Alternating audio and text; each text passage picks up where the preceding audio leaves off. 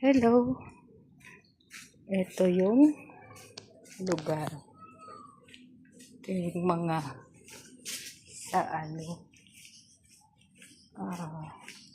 libingan ng Bacoor, Maliksi. Dito ako ngayon, bibisita ako kay Pa. Pero alam ko, lagi nasa bahay siya. Ito. Daming dadaanan. Daming pagbabago. Dito may mga ginawa sila. Na-enjoy pa rin ni Papa yung lugar. Kasi may mga puno.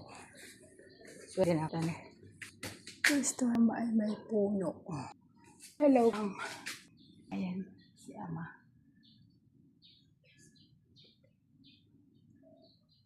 Okay, may inuman.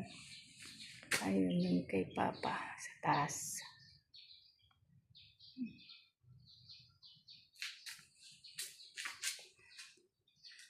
Paborito niya yung puno.